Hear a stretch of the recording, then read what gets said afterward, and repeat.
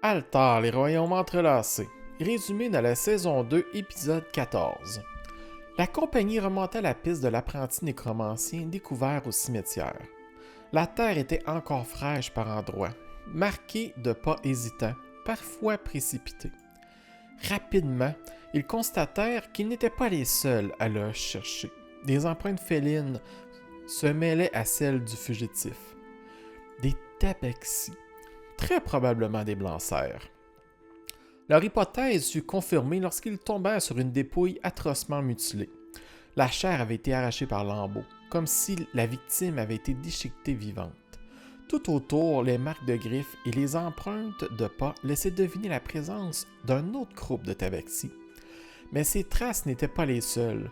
De larges empreintes, plus lourdes, évoquaient celles de loups ou de quelque chose de pire.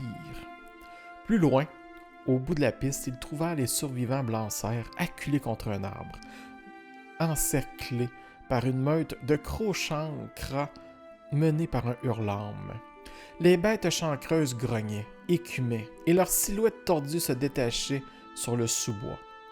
Sans hésiter, les aventuriers s'élancèrent dans la mêlée, espérant arracher au moins un blanc-cerf à cette boucherie, ne serait-ce que pour l'interroger. Le combat fut bref mais brutal. Quand le silence retomba, un seul tabaxi avait survécu.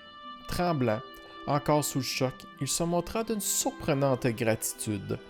Il expliqua que leur mission consistait à fouiller la région à la recherche de manuscrits anciens.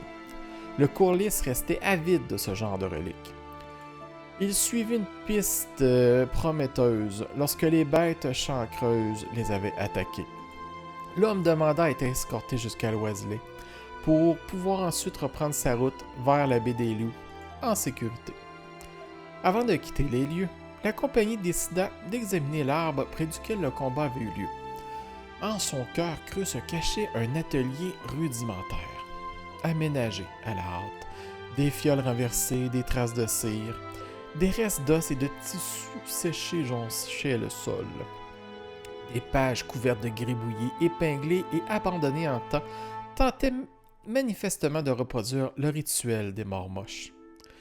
Ils rassemblèrent quelques preuves, persuadés d'avoir mis la main sur la cachette de l'apprenti nécromancien.